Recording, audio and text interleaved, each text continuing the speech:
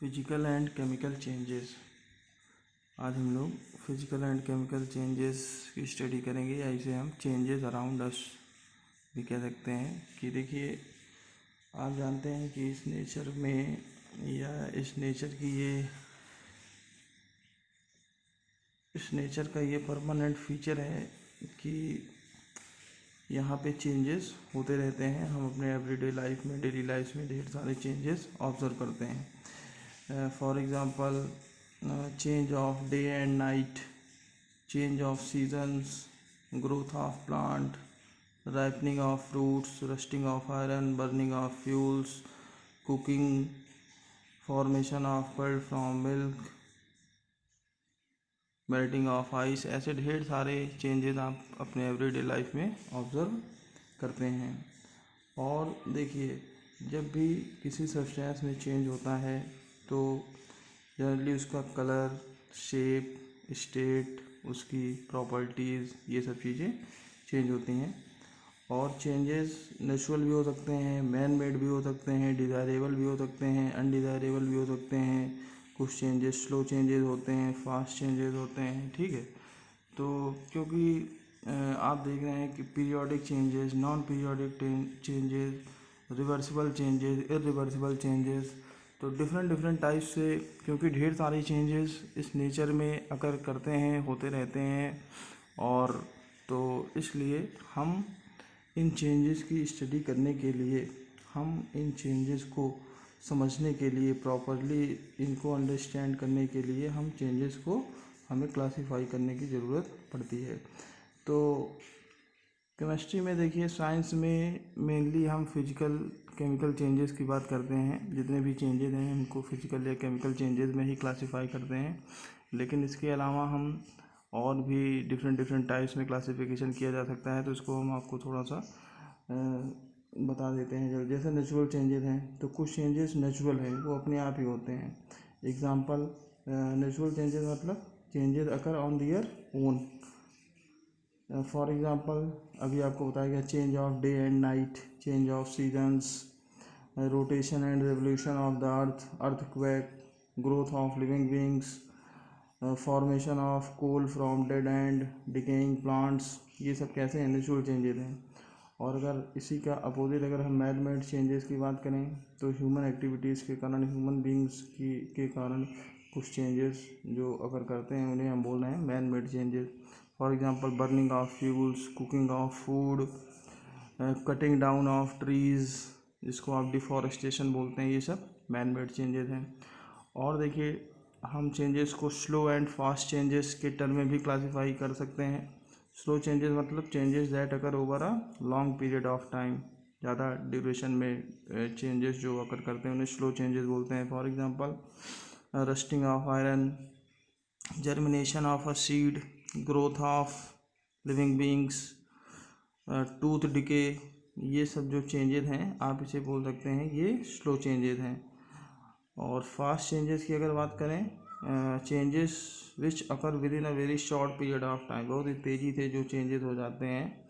Example, burning of paper, burning of a match stick, bursting of a inflated balloon, balloon burst करता है, या crackers, bursting of crackers, lightning during a thunderstorm, ये सब fast changes हैं, ठीक है। Occurrence of earthquakes fast change है। तो आप देख रहे हैं कि एक ही चेंज को हम डिफरेंट डिफरेंट टाइप्स में क्लासीफाई कर सकते हैं। और फिर नेक्स्ट टाइप देखिए, desirable and undesirable. Desirable and undesirable word आपको मिल चुका है। डिज़ायरेबल मतलब ऐसे चेंजेस जो हमारे लिए यूज़फुल है, उन्हें हम डिज़ायरेबल बोलेंगे। For example, ripening of fruits, cooking of food, formation of curd from milk, change of seasons, ये सब डिज़ायरेबल चेंजेस हैं। पॉस्चराइजेशन ऑफ मिल्क, ये सब डिज़ायरेबल चेंजेस हैं। और undesirable changes means which causes destruction और that are harmful for human beings. ऐसे changes जो डिस्ट्रक्शन के कॉज हैं और जो हार्मफुल होते हैं, उन्हें हम अनडिज़ायरेबल चेंजेस बोलते हैं। For example, spoilage of food, spoilage of food, rotting of fruits, curdling of milk, rusting of iron, erosion of soil, ये सब जो चीज़ें हैं, ये एग्जांपल जो हैं, स्टॉर्म, साइक्लोनिक स्टॉर्म, ये सब क्या है, ये अनडिज़ायरेबल चेंजेस के एग्जांपल्स हैं। ठीक है। इसके अलावा देखिए कुछ इसमें ऐसे भी डिज़ायरेबल चेंजेस हैं जो कि कभी कभी वो अनडिज़ायरेबल भी बन जाते हैं। ठीक है। जैसे बर्निंग ऑफ फ्यूल, ये डिज़ायरेबल है। ठीक है। अगर हम फ्यूल को बंद करते हैं कुकिंग के लिए या अपने यूज़ के लिए और एक लिमिट में यूज़ करते हैं, तब तो ये डिज़ायरेबल है। बट आप जानते हैं कि फ्यूल को बंद करने से, अननेसेसरी इसका ओवर यूज़ करने से क्या होता है, इट काजेस पोल्यूशन, तो ये अनडिज़ायरेबल हो गया। इसी तरह से रेन है, ये डिज़ायरेबल चेंज है, but excessive rain it causes floods, so it can also be called as undesirable change. और देखिए चेंजेस को किस तरह से क्लासीफाई किया जा सकता है। एक डिफरेंट टाइप में हम क्लासीफाई कर सकते हैं, periodic and non periodic change. Periodic मतलब हो गया कि changes that are repeated after a regular interval. एक निश्चित समय के बाद ऐसे चेंजेस जो अपने आप को रिपीट करते हैं, उन्हें हम बोल रहे हैं पीरियोडिक चेंजेस है। चेंज ऑफ सीज़न, सीज़न क्या है, एक सर्टेन टाइम इंटरवल के बाद सीज़न जो है चेंज होता रहता है। समर है, विंटर है, रेनी सीजन है, कुछ भी ऐसे चेंज होते रहते हैं। या change of day and night,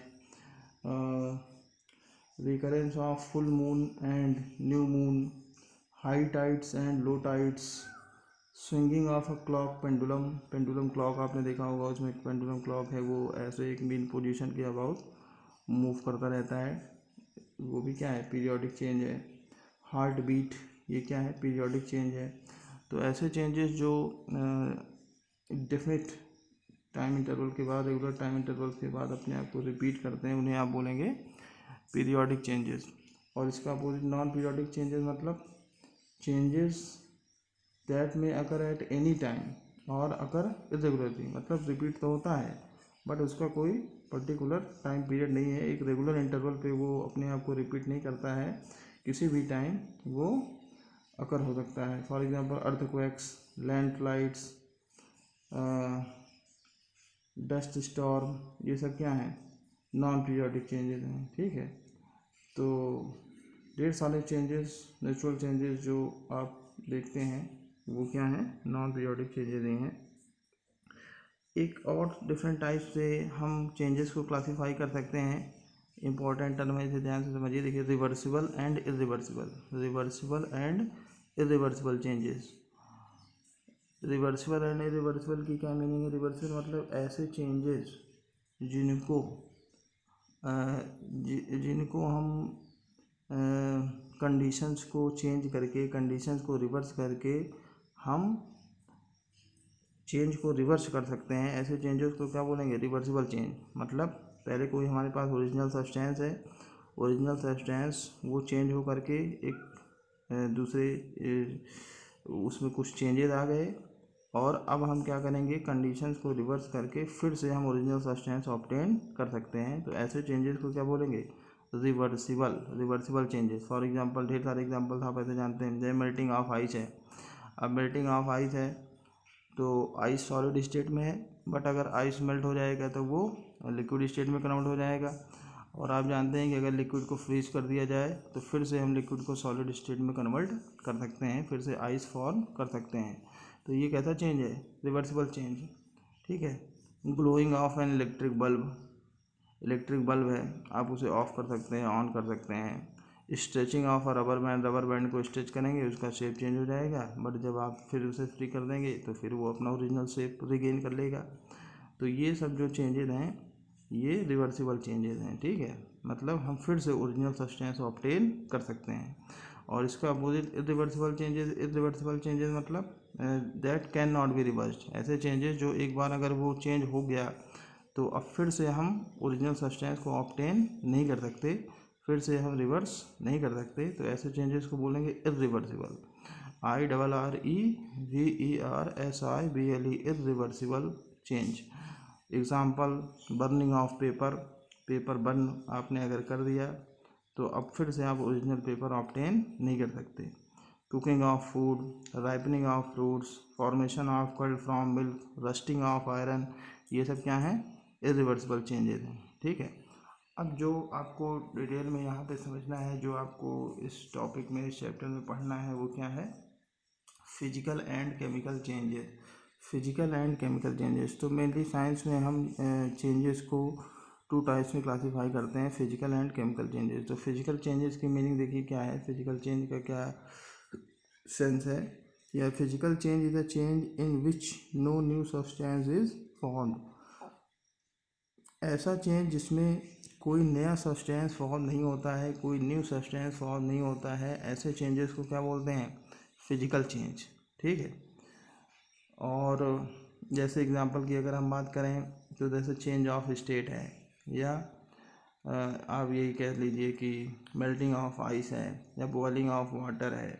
तो जब आप आइस को मेल्ट करते हैं तो आइस सॉलिड स्टेट से ये लिक्विड स्टेट में, वाटर में कन्वर्ट हो जाता है, बट कोई न्यू सब्सटेंस फॉर्म नहीं होता है, इसका कंपोजिशन चेंज नहीं होता है, कोई न्यू कैरेक्टरिस्टिक नहीं डेवलप होती हैं, और ईज़िली हम फिर से वाटर को आइस में, सॉलिड स्टेट में कन्वर्ट कर सकते हैं। ठीक है, तो जनरली ऐसे चेंजेस जहाँ पे स्टेट, शेप, साइज़ या कलर में चेंज होता है सब्सटेंसेस में, तो वो फिजिकल चेंजेस होते हैं। फिजिकल चेंजेस में आप ये जानते रहिए कि फिजिकल चेंजेस में सब्सटेंसेस का कंपोजिशन, उनका केमिकल कंपोजिशन चेंज नहीं होता है, कोई न्यू सब्सटेंस फॉर्म नहीं होते हैं, केवल सब्सटेंस का क्या हो जाता है, उसका कलर, शेप, साइज, स्टेट, इन सब चीज़ों में, ये फिजिकल जो प्रॉपर्टीज़ हैं इसमें चेंजेस आते हैं। तो ऐसे चेंजेस को आप बोलते हैं फिजिकल चेंज। ठीक है, और फिजिकल चेंजेस जनरली क्या होते हैं, ये रिवर्सिबल भी होते हैं। फिजिकल चेंजेस क्या होते हैं, रिवर्सिबल भी होते हैं। अभी आप आगे एग्जांपल देखेंगे। तो पहले यहाँ पे हम करेक्टरिस्टिक की बात करते हैं। करेक्टरिस्टिक्स क्या है फिजिकल चेंजेस की, क्या करेक्टरिस्टिक हैं। Generally the change is temporary and reversible. तो जनरली फिजिकल चेंजेस जो हैं वो टेम्परेरी होते हैं। टेम्परेरी मतलब वो परमानेंट चेंज नहीं है, आप कंडीशंस को रिवर्स करके फिर से आप ओरिजिनल सब्सटेंस ऑब्टेन कर सकते हैं। पीछे भी आपको बताया गया, टेम्परेरी एंड रिवर्सिबल टर्म्स जो यूज़ हो रहे हैं उसे आप याद रखेंगे। Generally the change is temporary and reversible. फिर नेक्स्ट कैरेक्टरिस्टिक है, no new substance is form. तो ये तो आपको डेफिनेशन में ही मिला कि फिजिकल चेंजेस में कोई नए सब्सटेंस फॉर्म नहीं होते हैं, no new substance is form.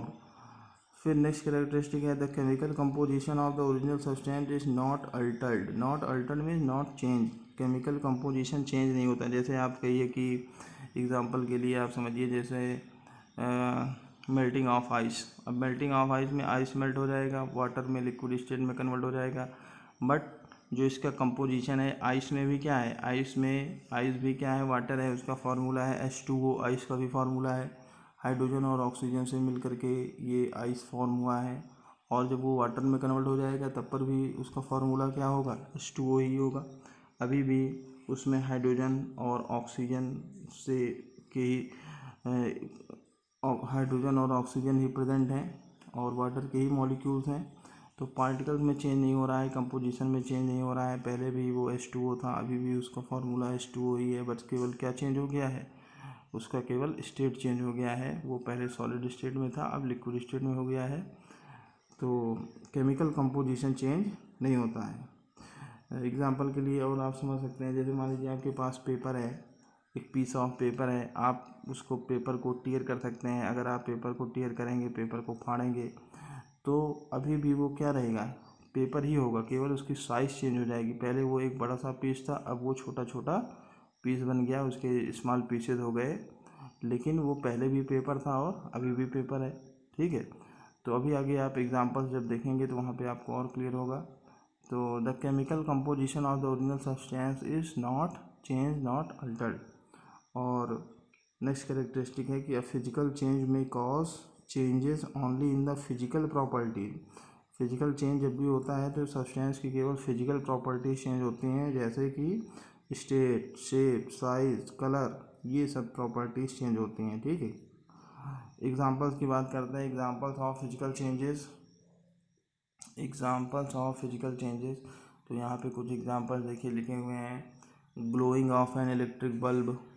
Glowing of an electric bulb means जब आप इलेक्ट्रिक बल्ब को ग्लो करेंगे, स्विच को ऑन करेंगे, इलेक्ट्रिक बल्ब ग्लो होगा और उसकी ब्राइटनेस फिलामेंट की बढ़ जाएगी, उसमें से लाइट जो है वो प्रोड्यूस करेगा। बट आप स्विच को अगर ऑफ कर देंगे तो फिर से फिलामेंट कूल होकर के अपने नॉर्मल वो स्टेज में नॉर्मल पोजीशन में आ जाएगा। और ये परमानेंट चेंज नहीं है, टेम्परेरी चेंज है। आप उसको ग्लो कर सकते, ऑन करेंगे तो ग्लो करेगा, ऑफ कर देंगे स्विच को तो ग्लो नहीं करेगा। यहाँ पे कोई नया सब्सटेंस फॉर्म नहीं होता है, ठीक है। Glowing of an electric bulb. Breaking of a glass tumbler. Glass tumbler कोई ग्लास का कांच का बना हुआ कोई बर्तन है, कोई चीज़ है, अगर वो ब्रेक हो जाता है तो ये भी क्या है, अब ये अगर एक बार वो ब्रेक हो गया तो मतलब कोई न्यू सब्सटेंस फॉर्म नहीं हुआ, उसका शेप चेंज हो गया। पहले वो एक पर्टिकुलर शेप में था, अब उसके पीछे हो गए, लेकिन पहले भी वो ग्लास था, कांच था, अभी भी वो क्या है, ग्लास ही है, ठीक है। केवल उसका शेप चेंज हो गया है। और यहाँ पे आप देख रहे हैं कि ये जो breaking of a glass tumbler है, ये है तो ये फिजिकल चेंज ही, क्योंकि इसमें कोई न्यू सब्सटेंस फॉर्म नहीं हो रहा है, केवल शेप चेंज हो रहा है। बट आप इसे रिवर्सिबल नहीं कह सकते हैं, क्योंकि एक बार अगर वो टूट गया तो फिर आप उसे रिवर्स नहीं कर सकते, फिर से ओरिजिनल शेप एक्वायर नहीं किया जा सकता।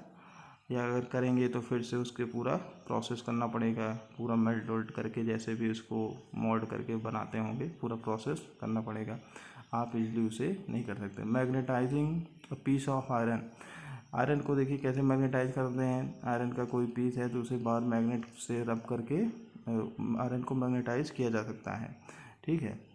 तो लेकिन वो उसमें परमानेंट मैग्नेटिक प्रॉपर्टी डेवलप नहीं होती हैं। अगर आप उसे हीट कर देंगे या उसे आप बहुत ही हाइट से उसे नीचे गिरा देंगे तो फिर से उसकी मैग्नेटिक प्रॉपर्टीज़ क्या हो जाएंगी, लूज़ हो जाएंगी, ठीक है। अगर आप उसे ड्रॉप कर देंगे तो या हीट कर देंगे तो ऐसा करने से आयरन की मैग्नेटिक प्रॉपर्टीज लूज हो जाएंगी। और अगर वो आयरन, इसका मतलब यहाँ पे कोई न्यू सब्सटेंस फॉर्म नहीं होता है। No new substance is form during this process. तो ये कैसा चेंज है, फिजिकल चेंज। केवल आयरन के पीस में मैग्नेटिक प्रॉपर्टीज, मैग्नेट को रब करने से, बाहर मैग्नेट को रब करने से उसमें कुछ टाइम के लिए मैग्नेटिक प्रॉपर्टीज डेवलप हो जाती हैं, बट कोई नया सब्सटेंस फॉर्म नहीं होता है और वो प्रॉपर्टीज़ वो डिसअपीयर भी हो जाती हैं। Next, drying of wet clothes. Drying of wet clothes, जब आप कपड़े को सुखाते हैं तो आप जान रहे हैं कि इसमें वाटर के पार्टिकल्स हैं वो इवापोरेट हो जाते हैं, वेपराइज हो जाते हैं। और ये भी आपका क्या है, यहाँ पे भी कोई न्यू सब्सटेंस फॉर्म नहीं होता है। पहले वो वेट था, अब वो ड्राई हो गया, जो उसमें वाटर था वो इवापोरेट हो गया, ठीक है। वो वेपर स्टेट में कन्वर्ट हो गया, गैसेस स्टेट में कन्वर्ट हो गया।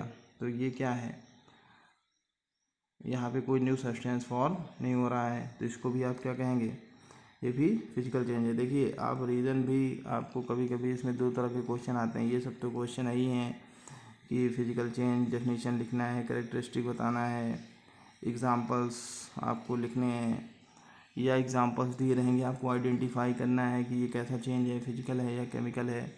लेकिन कभी कभी इसमें गिव रीज़न वाले क्वेश्चन आते हैं, रीजनिंग के क्वेश्चन आते हैं। आपको क्वेश्चन इस तरह से पूछा जा सकता है कि breaking of a glass tumbler is the physical change, give two reasons. तो क्या रीज़न आप देंगे, कैसे ये फिजिकल चेंज है। या glowing of an electric bulb is the physical change, give reasons. तो आप यहाँ पे बताएंगे कि नो न्यू सब्सटेंस। देखिए दो कैरेक्टरिस्टिक आपको जनरली यहाँ पे रीजनिंग में मेंशन करनी पड़ती हैं कि no new substance is form, कोई न्यू सब्सटेंस फॉर्म नहीं हो रहा है, और दूसरा ये क्या है, रिवर्सिबल है। और जो लेकिन कभी कभी ऐसा भी हो सकता है कि आपको रिवर्सिबल वाला सेंस वहाँ पे ना मिले, तो उस केस में केवल आप नो न्यू सब्सटेंस फॉर्म, ये जो आपकी मेन कैरेक्टरिस्टिक है फिजिकल चेंज की, आप इसका यूज़ रीजन में कर सकते हैं। तो अब आगे देखिए और भी एग्जांपल लिखें। एक्सपेंशन और contraction of substances on heating और कूलिंग। आप किसी सब्सटेंस को हीट करते हैं तो उसमें एक्सपेंशन हो जाता है, और फिर जब आप उसे कूल करते हैं तो फिर उसका कॉन्ट्रैक्शन भी हो जाता है, और कंडीशन रिवर्स करने पे फिर से वो अपनी नॉर्मल स्टेज पे आ जाता है। Expansion and contraction. Tearing of paper, ये भी क्या है, फिजिकल चेंज है, पीछे हमने एग्जांपल आपको बताया है। स्ट्रेचिंग ऑफ रबर बैंड, ये भी। Ringing and electric bell. Sublimation, sublimation ही क्या, चेंजेज ऑफ स्टेट, कोई भी चेंज ऑफ स्टेट ये कैसा है, ये फिजिकल चेंज है। Melting, freezing, boiling, condensation, sublimation, ये सारे किसके एग्जांपल हैं, फिजिकल चेंजेस के। ठीक है, तो और भी एग्जांपल्स हैं, और इतने एग्जांपल्स आप फिलहाल यहाँ पे याद रखेंगे। इसमें क्वेश्चन जो है किसी भी तरह से आ सकते हैं। आपको आइडेंटिफाई करना होगा, या रीजनिंग लिखनी होगी, या सीधे आपको एक्सप्लेन करना होगा, डिफाइन ही करना होगा। अब नेक्स्ट हम बात करेंगे केमिकल चेंजेस की। Chemical change, those changes in which new substances are form are called chemical changes. ऐसे सब्सटेंसेज जिसमें न्यू सब्सटेंसेज फॉर्म होते हैं और वो उन्हें आप क्या बोलते हैं, केमिकल चेंज। ये जनरली परमानेंट चेंज होते हैं, और ओरिजिनल सब्सटेंस जो होता है ये अपने कंपोजिशन और प्रॉपर्टीज़ लूज़ कर देता है। ठीक है, ओरिजिनल सब्सटेंस का कंपोजिशन और उनकी प्रॉपर्टीज़ लूज़ हो जाती हैं, नया सब्सटेंस फॉर्म हो जाता है, और ये परमानेंट चेंज होता है केमिकल चेंज। आप डिफाइन कर सकते हैं, those changes in which new substances are found are called chemical changes. During chemical change, one or more new substances with composition and properties different from the original substances are formed। तो जब भी chemical change होता है तो एक या एक से ज़्यादा नए सब्सटेंसेस फॉर्म होते हैं, और नए सब्सटेंसेस फॉर्म होते हैं मतलब कि उनकी प्रॉपर्टीज़ और उनका कंपोजिशन भी क्या होता है, डिफरेंट होता है। कंपोजिशन डिफरेंट होगा तभी न्यू सब्सटेंस फॉर्म होगा, और उनकी प्रॉपर्टीज़ भी ओरिजिनल सब्सटेंसेस से डिफरेंट होती हैं। अभी एग्जांपल्स आपको बताए जाएंगे। हम पहले बात करते हैं characteristics of a chemical change. Characteristics of a chemical change, देखिए, usually the change is permanent and cannot be reverse by simple physical method. Permanent change होता है और इन्हें हम सिंपल फिजिकल मेथड से, हीटिंग, कूलिंग या filtration या separation methods apply करके ऐसे हम इसमें चेंजेस नहीं कर सकते हैं। ठीक है, the change is permanent and cannot be reverse by simple physical methods.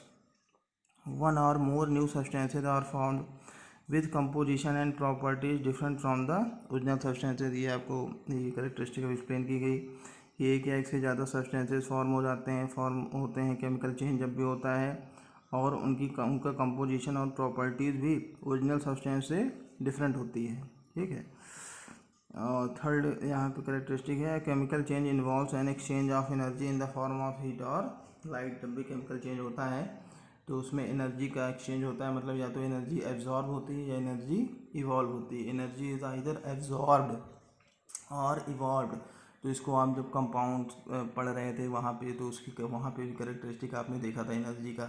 तो जनरली जब कंपाउंड्स का फॉर्मेशन, ये एक्चुअली क्या है, ये केमिकल चेंज ही है। ठीक है, तो जब केमिकल चेंज होता है तो new compounds, new substances form होते हैं, और वहाँ पे एनर्जी या तो एब्जॉर्ब होती है या एनर्जी इवॉल्व होती है। एनर्जी इज आइदर एब्जॉर्ब और इवॉल्व। तो वही कैरेक्टरिस्टिक यहाँ पे भी लिखी है कि chemical change involves an exchange of energy in the form of heat और लाइट। एग्जांपल्स देखिए, केमिकल चेंज के एग्जांपल्स क्या हैं। Cooking of food. Cooking of food देखिए, अगर आपके पास रॉ वेजिटेबल्स हैं या ग्रेन्स हैं, आप उसको कुक करेंगे तो उसमें जो कंपोनेंट्स होते हैं वो डिकम्पोज हो जाते हैं हीट करने पे, और न्यू सब्सटेंसेस फॉर्म हो जाते हैं। और आप जानते हैं कि एक बार अगर आपने उसे फूड को कुक कर दिया, रॉ वेजिटेबल्स को कुक कर दिया, तो फिर आप उस कुकड फूड से रॉ वेजिटेबल्स या ग्रेन्स ऑब्टेन नहीं कर सकते। तो ये कैसा चेंज है, इरिवर्सिबल है, और आप इसे क्या कहेंगे, cooking of food is a chemical change.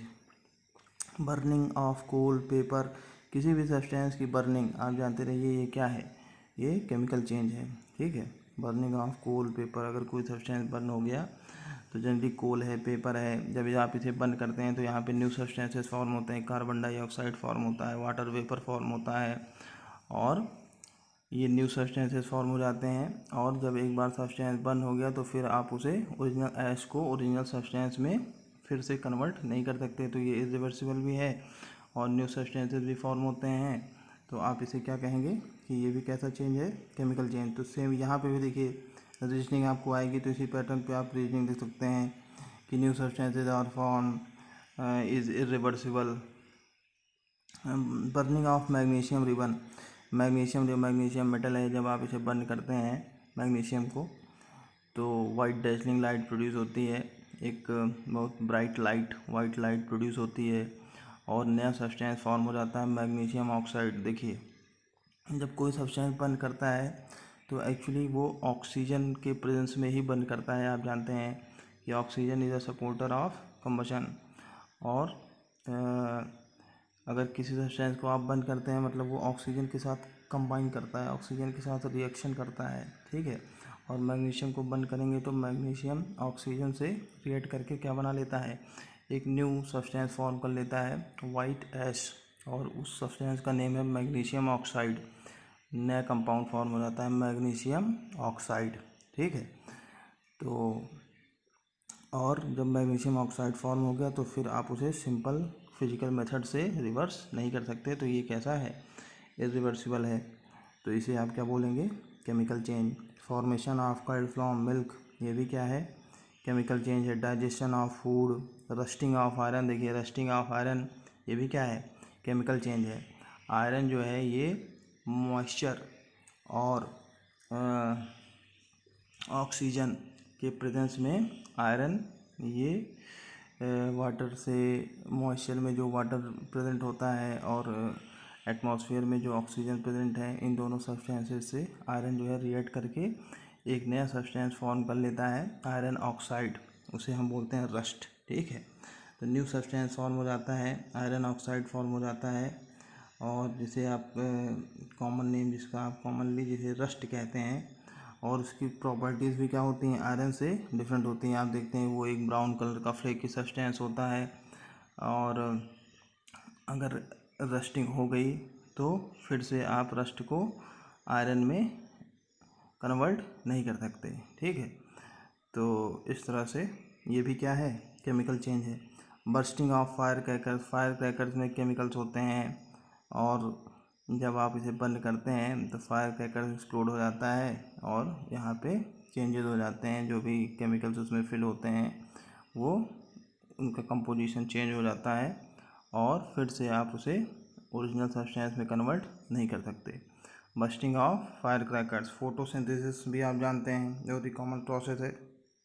Photosynthesis में कार्बन डाइऑक्साइड और वाटर की हेल्प से यहाँ पे ग्लूकोज वगैरह बनता है, प्लांट्स अपने फूड प्रिपेयर करते हैं। तो आप देख रहे हैं कि ये दो सब्सटेंस यहाँ पे इनका कंपोजिशन चेंज हो जाता है, नया सब्सटेंस ग्लूकोज फॉर्म हो जाता है, और इस तरह से ये भी क्या है, केमिकल चेंज है। नए सब्सटेंस, न्यू सब्सटेंस जहाँ भी फॉर्म होगा, chemical change.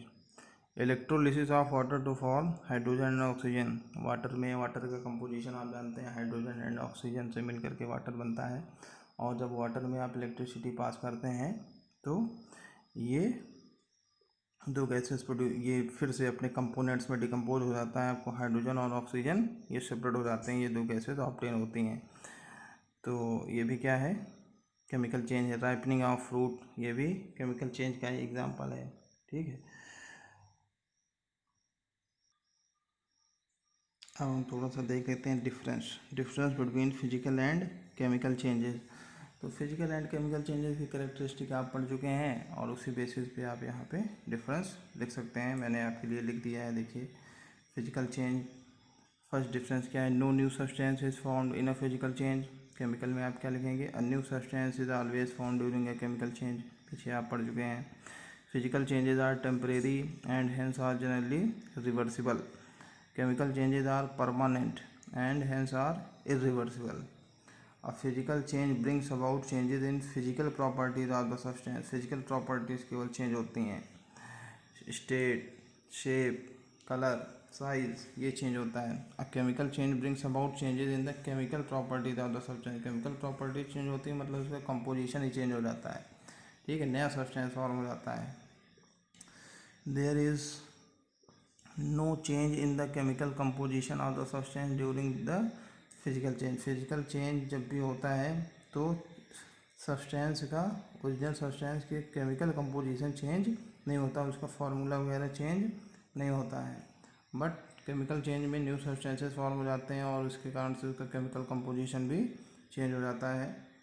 There is always a change in the chemical composition of substance during a chemical change. अभी हम आगे आपको कुछ एग्जांपल्स केमिकल चेंज को एक्सप्लेन करेंगे, तो वहाँ पे आप समझेंगे कि कैसे केमिकल कंपोजिशन का क्या सेंस है यहाँ पे। There is always a change in the chemical composition of substance during a chemical change. Composition change हो जाता है मतलब नया सब्सटेंस फॉर्म हो जाता है। तो नया सब्सटेंस फॉर्म होगा तो इसका मतलब नया सब्सटेंस क्या होगा, उसके कंपोनेंट्स भी क्या होंगे, नए होंगे। तो जब न्यू कंपोनेंट्स हो जाएंगे तो सब्सटेंस भी क्या हो जाएगा, न्यू सब्सटेंस फॉर्म हो जाएगा और उसका कंपोजिशन भी चेंज हो जाएगा, प्रॉपर्टीज़ भी चेंज हो जाएंगी। Small amount of heat and light energy is usually absorbed or given out during a physical change. Physical change में अगर एनर्जी के चेंजेस होते हैं तो वो बहुत ही स्मॉल अमाउंट में होते हैं, लेकिन केमिकल चेंज में large amounts of heat and light energy is always absorb or given out in a chemical change. तो जब भी केमिकल चेंज होता है तो एनर्जी जो है ये लार्ज अमाउंट में एनर्जी है तो एब्जॉर्ब होती है या रिलीज़ होती है, ये भी एक केमिकल चेंज की कैरेक्टरिस्टिक है। तो ये भी आप डिफरेंस यहाँ पे लिख सकते हैं, ठीक है। एक बहुत इंपॉर्टेंट क्वेश्चन यहाँ पे आपसे पूछा जाता है, बार बार पूछा जाता है। तो देखिए बहुत सिंपल सा क्वेश्चन है, इसको भी हमने आपके लिए लिख दिया है, इसको भी समझ लीजिए कि burning of a candle involves physical as well as a chemical change. तो आपसे क्वेश्चन पूछा जाएगा कि explain that burning of a candle is both a physical and a chemical change. तो देखिए जब कैंडल बर्न होता है तो क्या होता है, कैंडल में देखिए दो चीज़ें हैं, उसमें वैक्स होता है और उसमें विक होती है।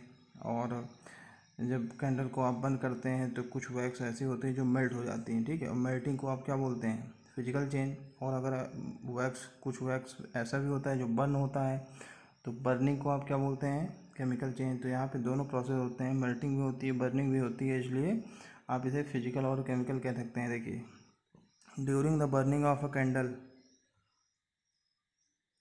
some wax melts and solidifies back to wax on cooling.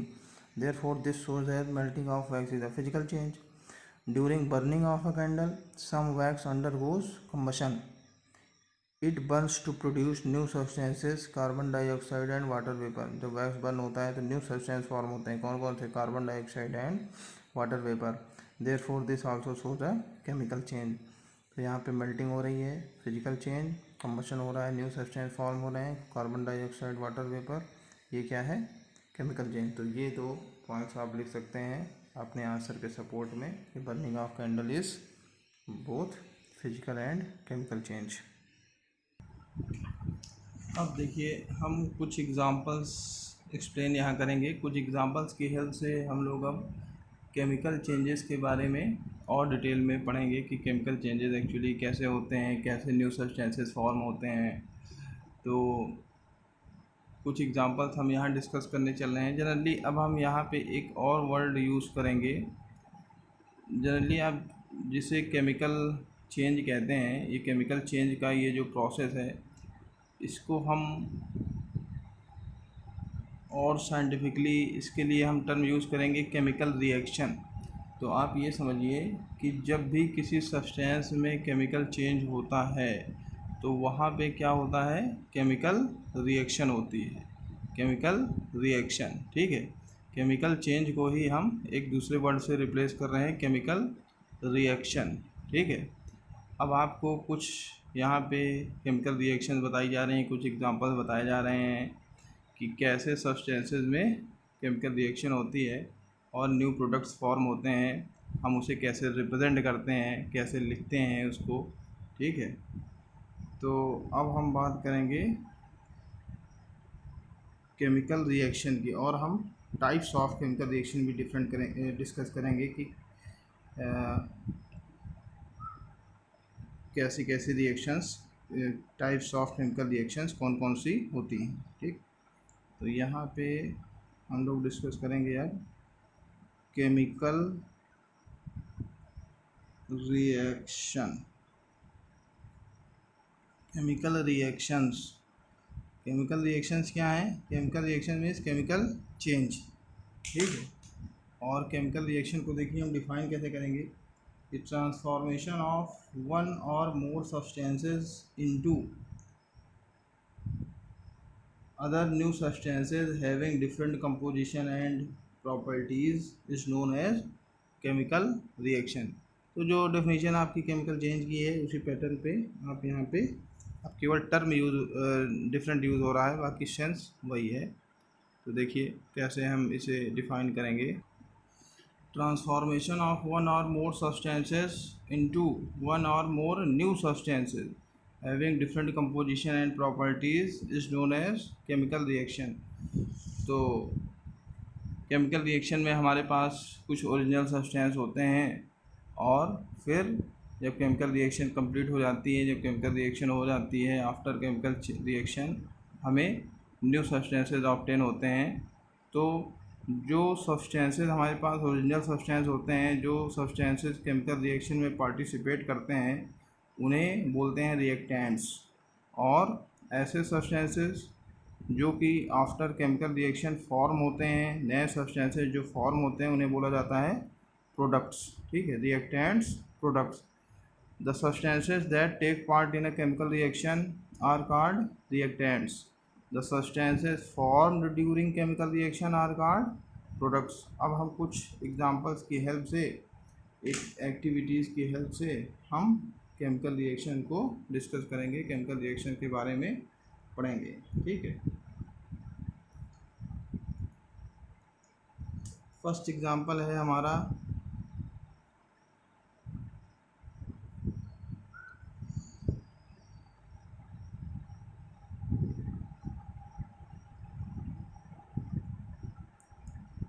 Reaction of iron with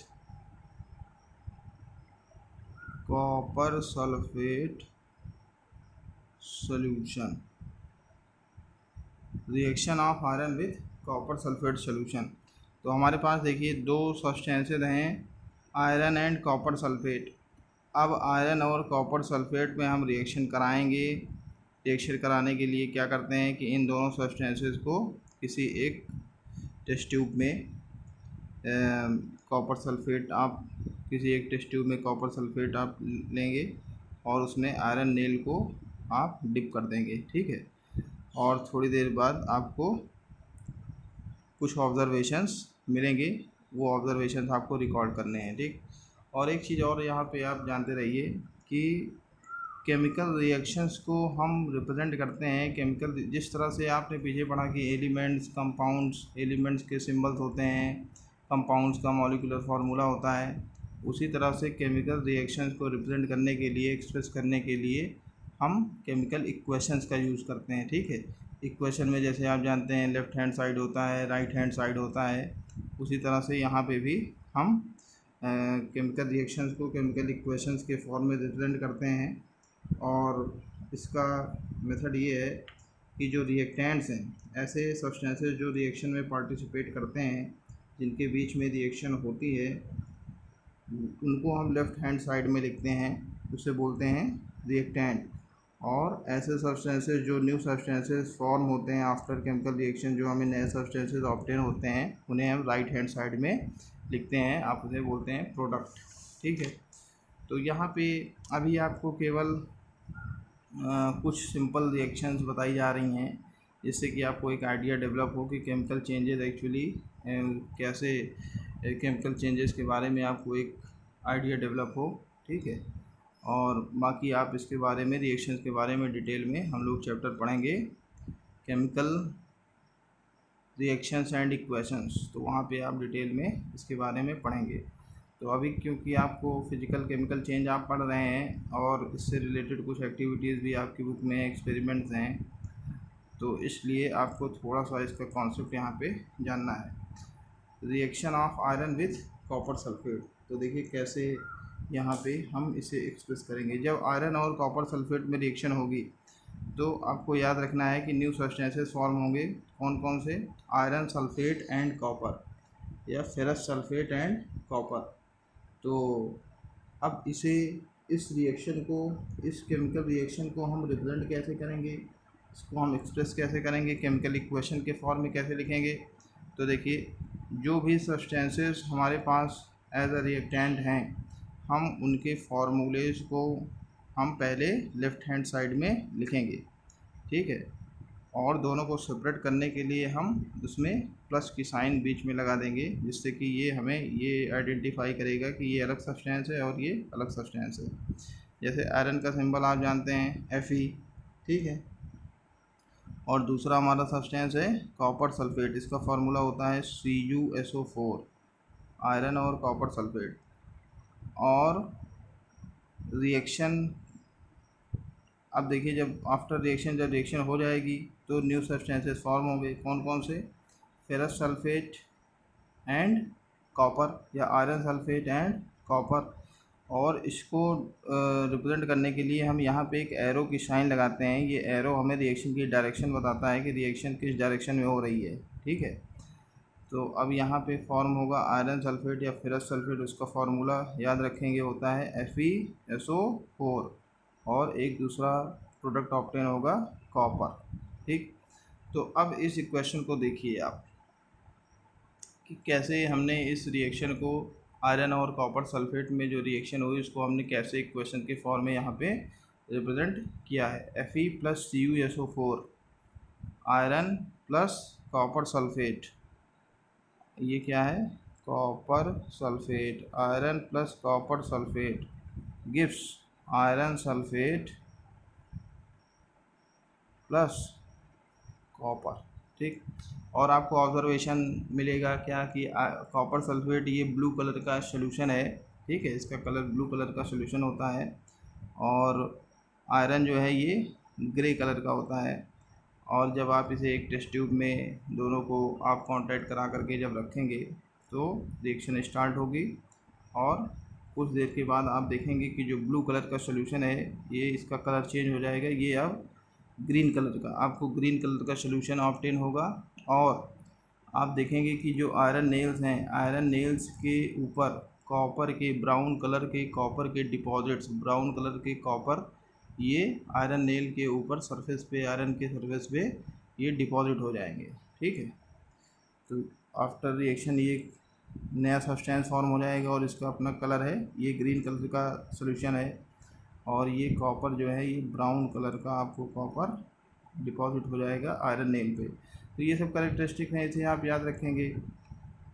Fe + CuSO4 gives FeSO4 + Cu, ठीक है। और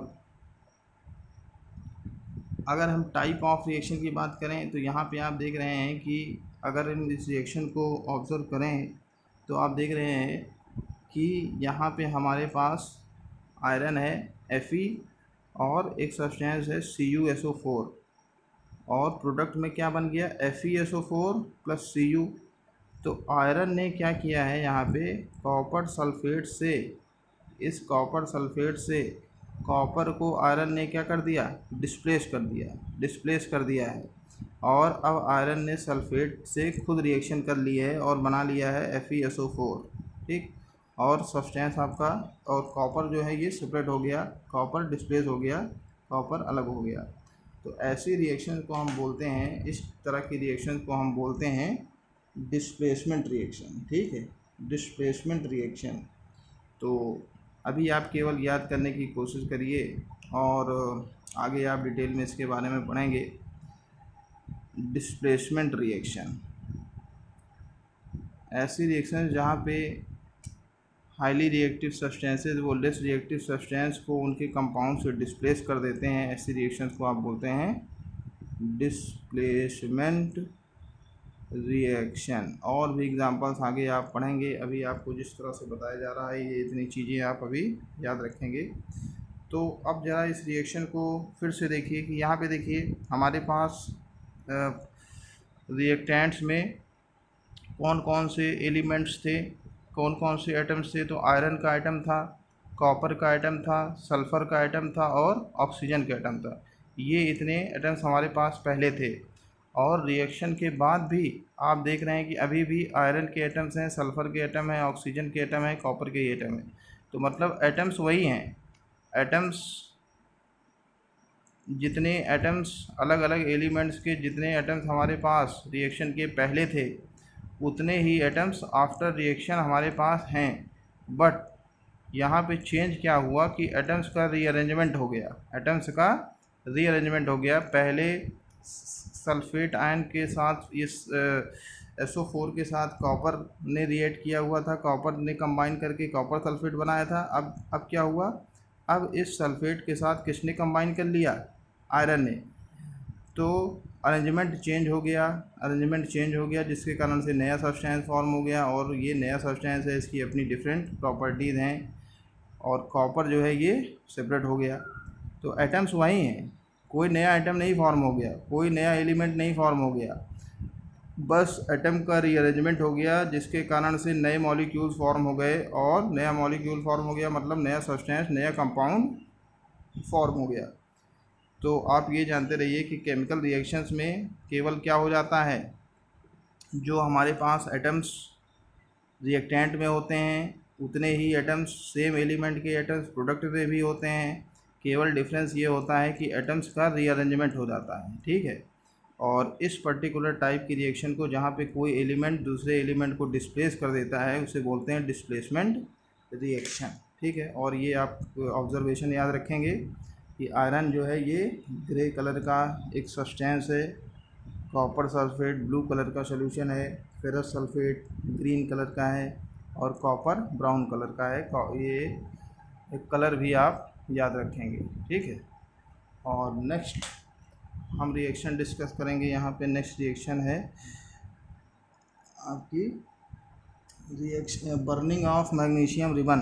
पीछे आपको एग्जांपल मिला था केमिकल चेंज में, burning of magnesium ribbon, burning of magnesium ribbon. इसको हम देखिए कैसे क्वेश्चन के फॉर्म में रिप्रेजेंट करेंगे।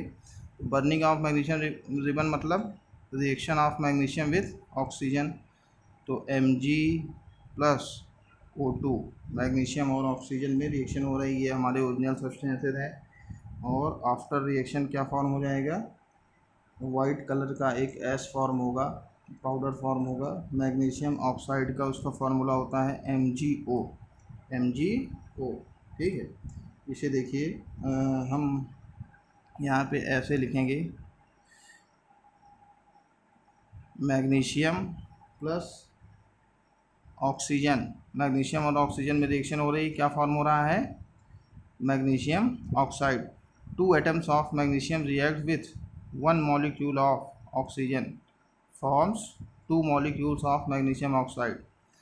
मैग्नीशियम ऑक्साइड के दो मॉलिक्यूल्स यहाँ पे फॉर्म हो रहे हैं, ठीक है। और ये है वाइट ऐश, वाइट ऐश, ठीक। तो यहाँ पे भी ये न्यू सब्सटेंस फॉर्म हो गया है। यहाँ पे आप देख रहे हैं कि ये दोनों सब्सटेंसेस आपस में इनका कॉम्बिनेशन हो गया, ये दोनों आपस में कंबाइन करके एक सिंगल प्रोडक्ट, एक नया सब्सटेंस फॉर्म कर रहे हैं, single substance new substance form कर रहे हैं। और इस टाइप की रिएक्शन को आप बोलते हैं कॉम्बिनेशन रिएक्शन। क्या बोलते हैं, कॉम्बिनेशन रिएक्शन, ठीक है। और यहाँ पे एनर्जी भी प्रोड्यूस होती है, heat energy, light energy produce होती है, ठीक है। Energy, energy in the form of heat and light. तो ये ऐसी रिएक्शंस जहाँ पे एनर्जी प्रोड्यूस होती है, ऐसी रिएक्शंस को हम बोलते हैं एक्सोथर्मिक रिएक्शन। क्या बोलते हैं, एक्सोथर्मिक रिएक्शन, ठीक है। और टाइप ऑफ रिएक्शन की अगर बात करें तो ये क्या है, कॉम्बिनेशन रिएक्शन। कॉम्बिनेशन रिएक्शन में जो रिएक्टेंट्स होते हैं वो कंबाइन करके एक सिंगल प्रोडक्ट फॉर्म कर लेते हैं, कॉम्बिनेशन रिएक्शन, ठीक है।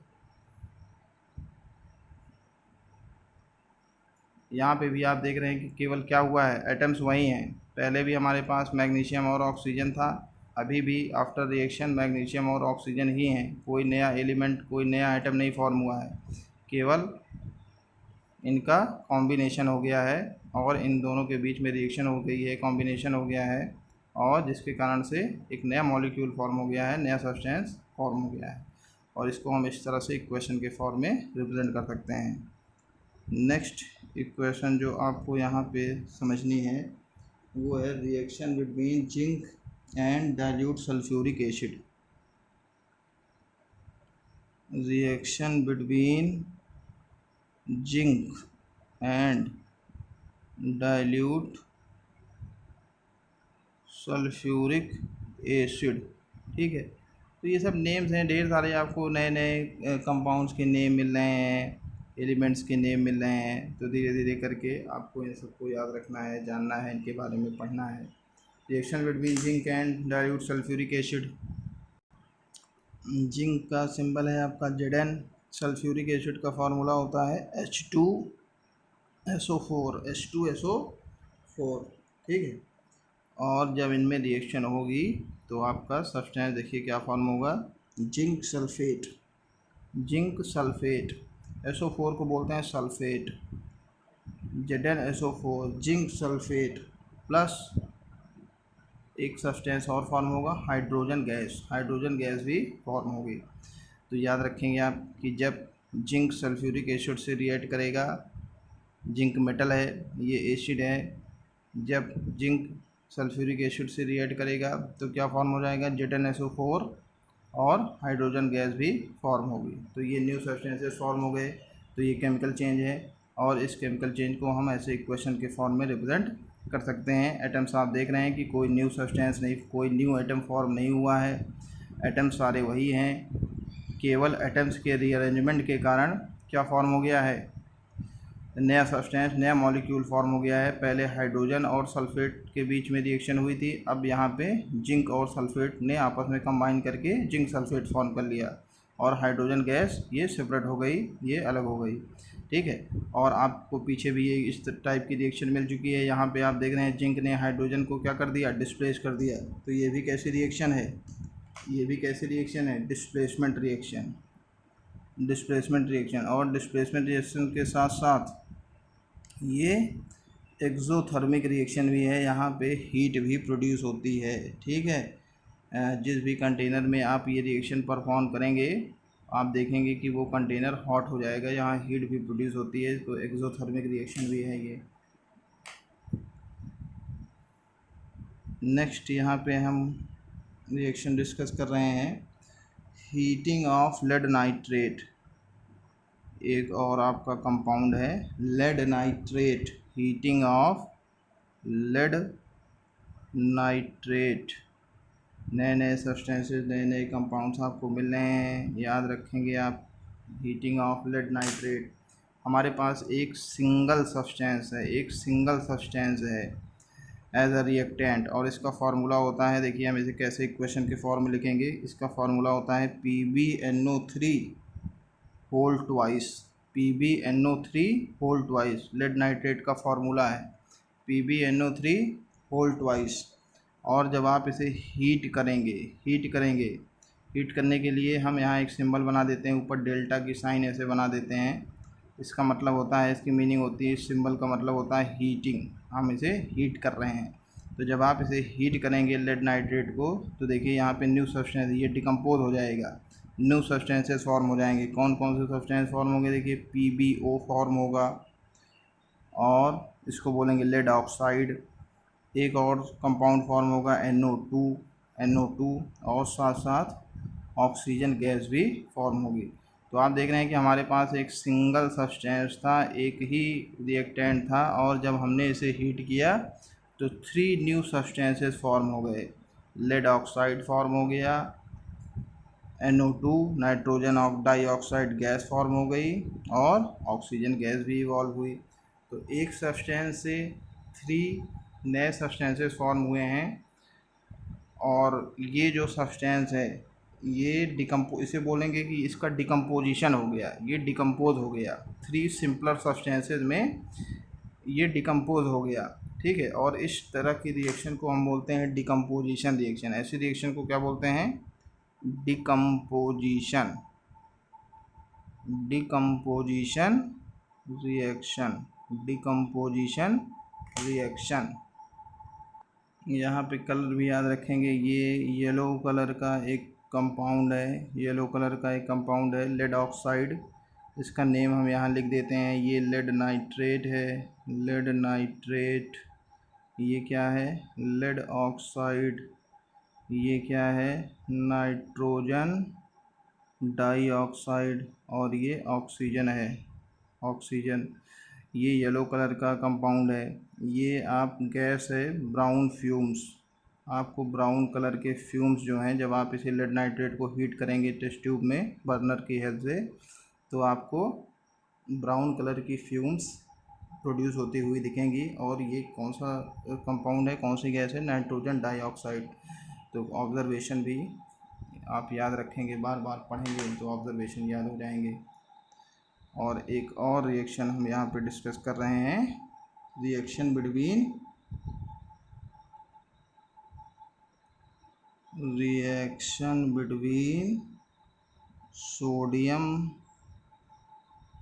Sodium sulphate and barium chloride. Reaction between sodium sulphate and barium chloride in the form of solution in water, ठीक है। इन दोनों सब्सटेंसेस का हम सोल्यूशन बनाएंगे, वाटर के साथ इसका सोल्यूशन बनाएंगे, और उसके बाद इन दोनों सब्सटेंसेस को किसी टेस्ट ट्यूब में कांटेक्ट करा के मिक्स करके जब आप छोड़ देंगे तब फिर रिएक्शन स्टार्ट होगी, ठीक है। और इसे देखिए रिप्रेजेंट कैसे करेंगे, इसे आप लिखेंगे कैसे, इक्वेशन के फॉर्म में कैसे इसको एक्सप्रेस करेंगे। फार्मूला आपको यहाँ पे याद रखना पड़ेगा। सोडियम सल्फेट का फार्मूला होता है Na2SO4 प्लस बेरियम क्लोराइड, दूसरा हमारा रिएक्टेंट है, इसका फार्मूला होता है BaCl2। Na2SO4 plus BaCl2। After reaction क्या प्रोडक्ट्स हमें मिलेंगे? एक प्रोडक्ट हमें मिलेगा बेरियम सल्फेट, BaSO4 फार्मूला होता है। और दूसरा सब्सटेंस हमें मिलेगा सोडियम क्लोराइड, फार्मूला आप जानते हैं NaCl, सोडियम क्लोराइड। तो अब इस रिएक्शन को आप ऑब्ज़र्व करिए और देखिए कि यहाँ पे क्या हो रहा है। Na2SO4 plus BaCl2 gives BaSO4 plus NaCl। तो यहाँ पे आप देख रहे हैं कि ये जो दो प्रोडक्ट्स हैं, ये जो दो रिएक्टेंट्स हैं, यहाँ पे क्या हो रहा है कि एक्सचेंज हो रहा है। देख रहे हैं यहाँ पे एक तरह का एक्सचेंज हो रहा है। पहले क्या था? Na2SO4, अब क्या हो गया? BaSO4। BaCl2 था, अब क्या हो गया? NaCl फॉर्म हो गया। तो Na ने क्लोरीन Cl के साथ रिएक्शन कर लिया, कंबाइन कर लिया, NaCl बना लिया। और बेरियम ने सल्फेट के साथ कंबाइन कर लिया और दूसरा सब्सटेंस बना लिया BaSO4। तो आप देख रहे हैं कि यहाँ पे एक तरह का एक्सचेंज हो रहा है। तो ऐसी रिएक्शंस को हम बोलते हैं डबल डिस्प्लेसमेंट रिएक्शन। क्या बोलते हैं? इस टाइप की रिएक्शन को बोलते हैं, यहाँ पे लिख दे रहे हैं, double displacement reaction. Double displacement reaction. Displacement reaction में आपने क्या देखा था कि वो उसको डिस्प्लेसमेंट को आप सिंगल डिस्प्लेसमेंट भी कह सकते हैं। जैसे यहाँ पे ये एक सिंगल सब्सटेंस है, इसने इसको डिस्प्लेस कर दिया, ठीक है। लेकिन यहाँ पे इसने इसको डिस्प्लेस किया, इसने इसको डिस्प्लेस किया। तो इस तरह से ये डबल डिस्प्लेसमेंट रिएक्शन है। Na2SO4 plus BaCl2 gives BaSO4 plus NaCl। और आपको ऑब्जर्वेशन क्या मिलेगा जब रिएक्शंस होंगी? तो आपको ऑब्जर्वेशन क्या मिलेगा? आपको एक यहाँ पे वाइट कलर का इनसोल्यूबल सॉलिड, ये सोल्यूशन है, ये सोल्यूशन है, ये सोल्यूशन है, NaSO4 सोल्यूशन, BaCl2 सोल्यूशन। इन दो सोल्यूशंस में जब रिएक्शन हो रही है तो एक आपका सॉलिड फॉर्म हो रहा है, इनसोल्यूबल सॉलिड फॉर्म हो रहा है, और उसका कलर है वाइट। और इनसोल्यूबल सॉलिड के लिए हम यहाँ पे इस प्रोडक्ट के लिए एक वर्ड यूज़ करते हैं प्रेसिपिटेट। तो इसको हम बोलेंगे वाइट प्रेसिपिटेट। प्रेसिपिटेट प्रेसिपिटेट मतलब इनसोल्यूबल सॉलिड। ठीक है। अगर दो सॉल्यूशंस की रिएक्शन कराने पे आपको कोई ऐसा सब्सटेंस फॉर्म हो रहा है, कोई ऐसा प्रोडक्ट फॉर्म हो रहा है जो कि इनसोल्यूबल है सॉल्यूशन में, और तो उसे आप क्या बोलेंगे प्रेसिपिटेट। और वाइट कलर का है इसलिए इसे हम कह रहे हैं वाइट प्रेसिपिटेट। बेरियम सल्फेट ये वाइट प्रेसिपिटेट है। ठीक है। और इस रिएक्शन को और एक्यूरेटली लिखने के लिए यहाँ पे हमको यहाँ 2 मॉलिक्यूल्स लिखना पड़ेगा। अब यहाँ पे देखिए ढेर सारी आपको कुछ कन्फ्यूज़न तो होगी ही, क्योंकि अभी आपको हम केवल केमिकल चेंजेस को समझाने के लिए, केमिकल चेंजेस को समझने के लिए ये कुछ केमिकल इक्वेशंस, केमिकल रिएक्शंस आपको बताई गई हैं।